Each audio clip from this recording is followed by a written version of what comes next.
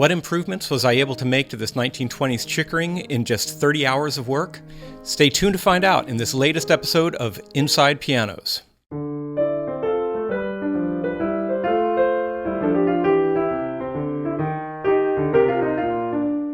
Chickering pianos are no longer produced, but as many of you deep piano geeks know, a 1920s Chickering grand piano would have been one of the most appealing instruments on offer. They had very attractive cases and their tone was very warm and captivating. But those 20s were a long time ago, and this survivor from that era had understandably come to show its age. I decided not to rebuild this piano, but to give it a nice zhuzhing. I challenged myself to a time limit of 30 hours. That way I could pass it along to the next owner at an affordable price. I think it's really nice when people who don't have a large budget have the option of a piano with soul and character, as opposed to a newer used piano that was cheaply made to begin with.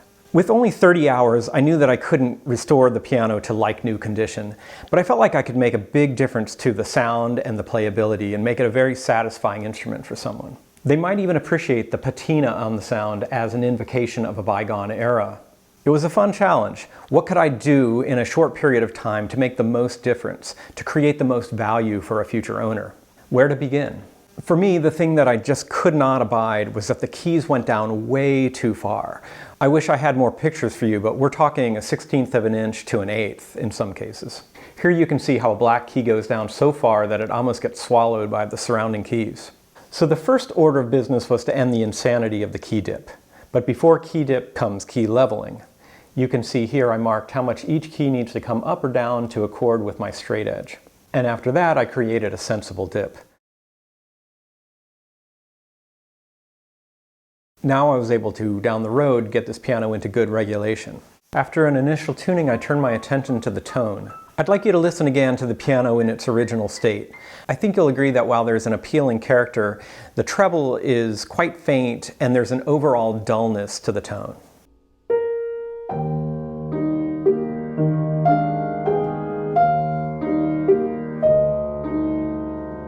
And by the way, take my word for it that the action was a good deal heavier than it needed to be.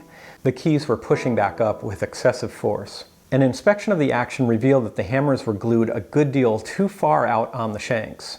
Perhaps they were the hammers of the Scots. Get it? Long shanks? Anyway, let me back up and say that this piano was serviced sometime in the 80s. And while whoever worked on it made some positive impacts, such as a nice refinishing of the case and a successful repair of some soundboard cracking, they didn't pay great attention to detail. And these poorly hung hammers were an example of that.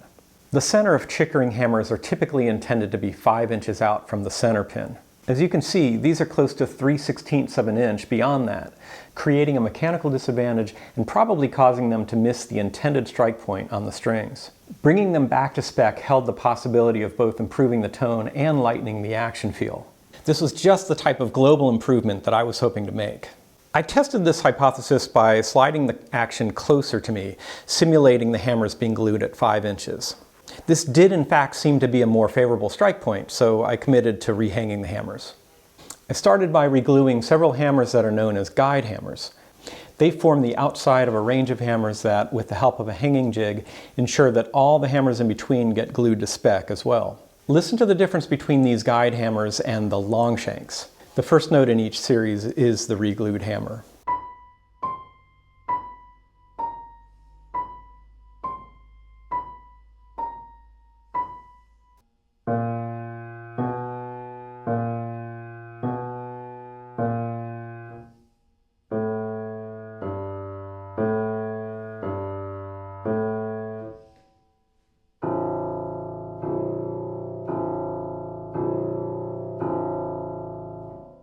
Is the difference night and day? Maybe not, but it's noticeable. And in piano work, we learn to value noticeable improvements that aggregate over the whole keyboard. Establishing the guide hammers for the high treble is less cut and dry than for the lower ranges. Because pianos are often hand-built, the optimal strike point in that area can vary. I taped a piece of paper to the action bed and marked where the action wanted to rest. I then slid the action in and out, finding the best position for note 88 and note 72. Marking them as I went. This told me how far to alter the hammer from where it currently exists. Later, I connect the dots with the hammers that go in between. Extracting and rehanging these hammers ate into my overall time budget quite a bit, but simultaneously improved the tone and the action. I think it was a good move.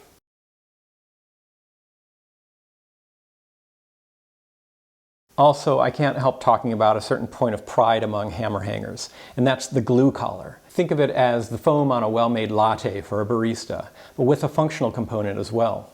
Look at the sad, drippy glue collars I discovered in this piano. And now look at these beauts.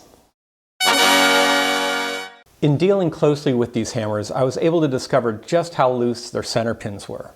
For a while there, I thought I had stumbled across a perpetual motion machine. Inspecting and repinning the hammer shanks seemed like another globalized improvement I should make.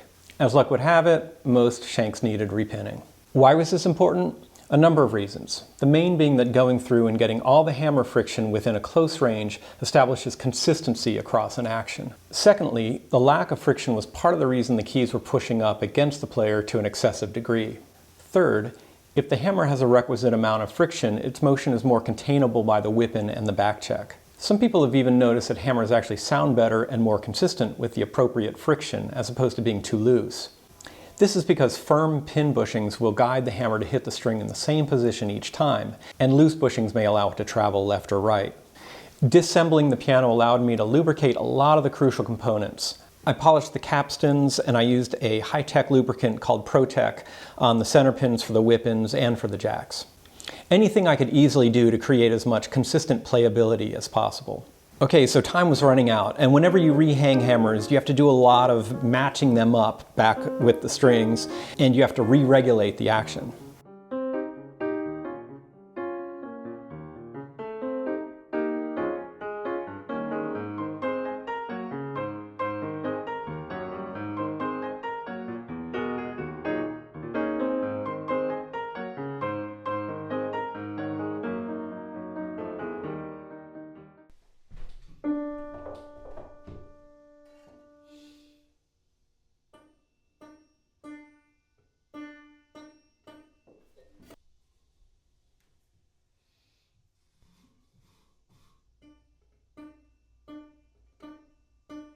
My last call of duty was to voice the piano.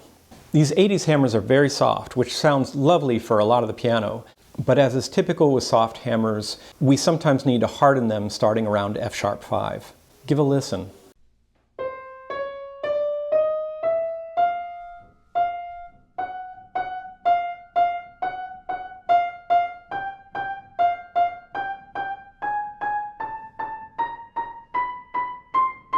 Using a bottle fixed with a hypo needle, I applied a very dilute solution of hardener to the very top of the string grooves from F-sharp on up. For the hardener, I used B72 crystals dissolved in alcohol.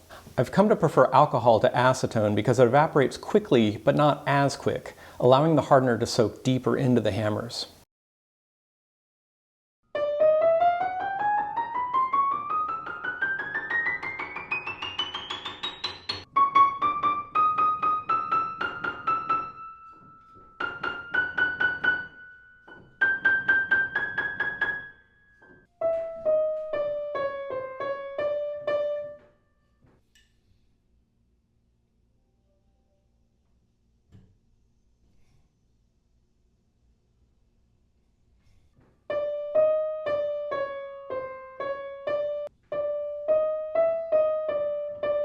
After listening to another pianist play the piano, I decided to lightly juice the wound strings as well.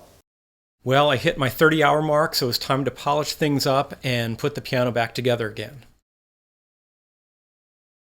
I frequently lament video's inability to convey aspects of piano touch. Indeed, the most significant improvement that I made to this piano was on the action feel. But the tone did improve quite a bit. Are you ready for the before and after?